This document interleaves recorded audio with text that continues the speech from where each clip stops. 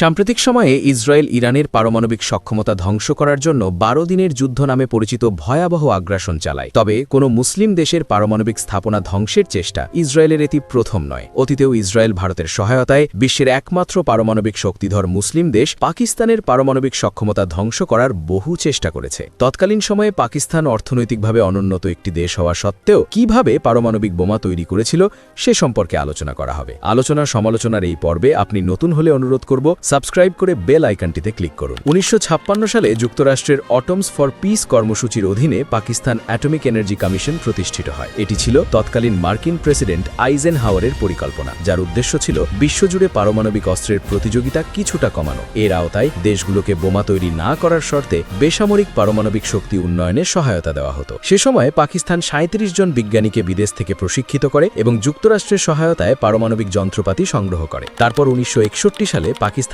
লাহোরে নিজেদের প্রথম পারমাণবিক গবেষণা কেন্দ্র গড়ে তোলে। তার মাত্র ২ বছর পর ইসলামাবাদের কাছেই একটি ছোট পারমাণবিক বিদ্যুৎ কেন্দ্র তৈরি করা হয়। তবে এর পরপরই শুরু হয় ১৯৬৫ সালের ভারত-পাকিস্তান যুদ্ধ। সে সময় পাকিস্তানকে অস্ত্র সরবরাহ করত যুক্তরাষ্ট্র। আমেরিকা থেকে কেনা মার্কিন অস্ত্র ভারতের বিপক্ষে ব্যবহার করার জন্য যুক্তরাষ্ট্র পাকিস্তানের ওপর নিষেধাজ্ঞা আরোপ করে। তখন পাকিস্তান কূটনৈতিকভাবে ক্ষমতাধর নতুন মিত্র দেশের সন্ধান করতে থাকে, আর তখন থেকেই চীনের সাথে শুরু হয় পাকিস্তানের কৌশলগত বন্ধুত্ব। ভারত-পাকিস্তান যুদ্ধের সময় থেকেই ভারত গোপনে পারমাণবিক অস্ত্র তৈরির কাজ শুরু করেছিল। সে সময় জুলফিকার আলী ভুট্টো বলেন, যদি তাদের কাছে বোমা থাকে তাহলে আমাদের কাছেও থাকতে হবে, এমনকি প্রয়োজনে ঘাস খেয়ে বাঁচব। সে সময় চীনের প্রযুক্তিগত সহযোগিতা পাকিস্তানের পারমাণবিক কর্মসূচিকে ত্বরান্বিত করেছিল। বিশেষ করে ১৯৭১ সালের যুদ্ধে পূর্ব পাকিস্তান স্বাধীন হয়ে বাংলাদেশ গড়ে ওঠার পর অভ্যন্তরীণ নিরাপত্তা ও প্রতিরক্ষা নিয়ে পাকিস্তানের ভাবনা আরও জোরালো হয়ে ওঠে। ১৯৭৪ সালে ভারত স্মাইলিং বুদ্ধ নামে তাদের প্রথম পারমাণবিক অস্ত্র পরীক্ষা চালায়। পাকিস্তান এই ঘটনায় ক্ষুব্ধ হয়ে আন্তর্জাতিক নিষেধাজ্ঞার দাবি তোলে, কিন্তু তৎকালীন মার্কিন পররাষ্ট্রমন্ত্রী হেনরি কিসিঞ্জার পাকিস্তানকে সেই বাস্তবতা মেনে নেওয়ার পরামর্শ দেয়। এরপর জুলফিকার আলী ভুট্টো মুলতানে এক গোপন বৈঠক ডাকেন। সেখানে শীর্ষস্থানীয় বিজ্ঞানী ও আমলাদের ডেকে পাকিস্তানকে পারমাণবিক অস্ত্র উন্নয়নের শপথ করান। এই গোপন কর্মসূচির নাম দেওয়া হয় প্রজেক্ট ৭০৬, যাকে পাকিস্তানের নিজস্ব ম্যানহ্যাটন প্রজেক্ট হিসেবে উল্লেখ করা হয়। যুক্তরাষ্ট্র সর্বপ্রথম যে পারমাণবিক বোমা তৈরি করেছিল সেই গোপন প্রকল্পের নাম ছিল প্রজেক্ট ম্যানহ্যাটন। পাকিস্তানের এমন ক্রান্তিলগ্নে পারমাণবিক প্রকল্পের দায়িত্ব গ্রহণ করেন আব্দুল কাদির খান। তিনি একজন পারমাণবিক পদার্থবিজ্ঞানী, যিনি ইউরোপীয় ইউরেনিয়াম সমৃদ্ধকরণ প্রতিষ্ঠান ইউরেনকোতে কাজ করছিলেন। ১৯৭৪ সালে আব্দুল কাদির খান নিজে থেকেই পাকিস্তানের পক্ষে কাজ করার জন্য ভুট্টোকে প্রস্তাব দেন।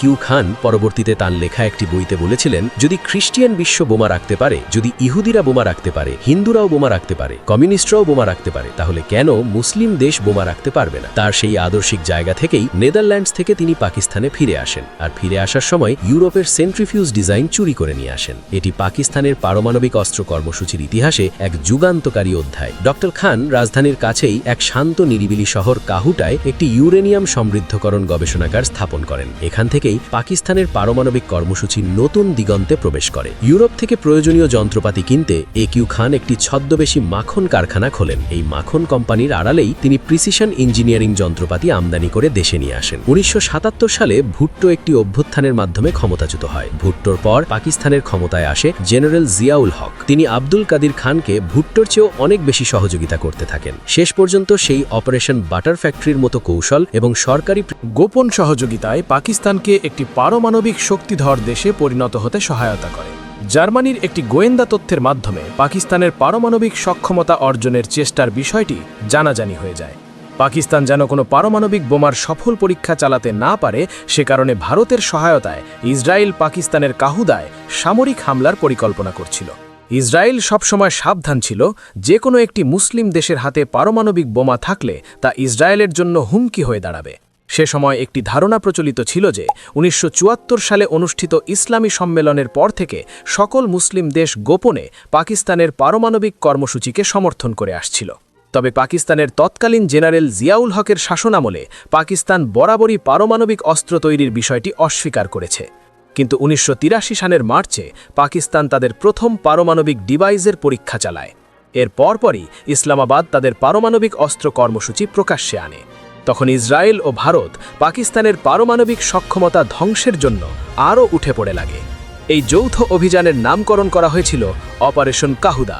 সে সময় ইসরায়েলি যুদ্ধবিমান ভারতীয় বিমান ঘাঁটি থেকে কাশ্মীরের উপর দিয়ে উড়ে গিয়ে হামলার পরিকল্পনা করছিল। তৎকালীন ভারতের প্রধানমন্ত্রী ইন্দিরা গান্ধী প্রথমে এই পরিকল্পনায় অনুমোদন দিলেও পরে তা বাতিল করে দেন। পরবর্তীতে তার ছেলে রাজীব গান্ধী ক্ষমতায় আসার পর সংযম বজায় রাখার সিদ্ধান্ত নেন। 1986 থেকে 1987 সালের মধ্যে ভারত আরেকটি বিশাল সামরিক মহড়া পরিচালনা করে, যার নাম দেওয়া হয় অপারেশন ব্রাস ট্যাক্স।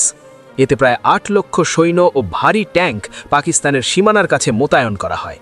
প্রথম দিকে ইসলামাবাদ একে সরাসরি যুদ্ধের ইঙ্গিত মনে করলেও পরবর্তীতে বড় ধরনের কোনো সংঘাত ঘটেনি।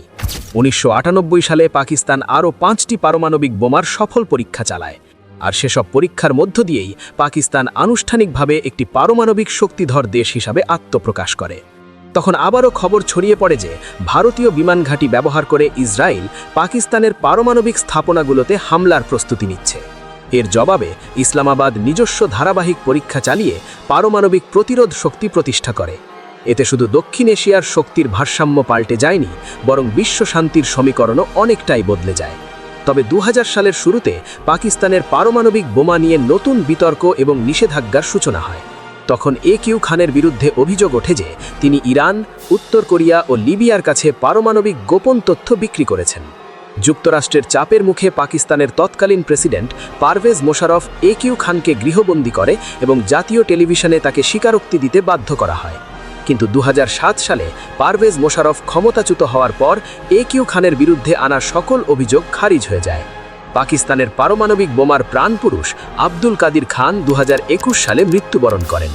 বিশ্লেষকের মতে পাকিস্তানের পারমাণবিক সক্ষমতা না থাকলে দক্ষিণ এশিয়ায় এখনও পর্যন্ত অসংখ্য ধ্বংসাত্মক যুদ্ধ হতে পারত।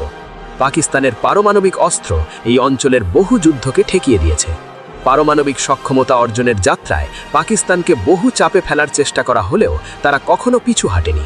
এমনকি পাকিস্তানের সার্বভৌমত্ব টিকেই আছে মূলত এই সর্বোচ্চ শক্তির কারণে, আর সেটি পাকিস্তান সেনাবাহিনীকে ভারতের উপযুক্ত পাল্টা জবাব দেওয়ার আত্মবিশ্বাস যোগায়।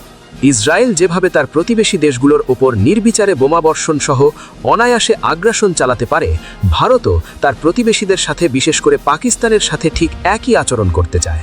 কিন্তু তারা জানে পাকিস্তানের হাতে আছে চূড়ান্ত অস্ত্র, আর সে কারণেই ভারত সবসময় পাকিস্তানের সাথে সর্বোচ্চ সংঘাত এড়িয়ে চলে।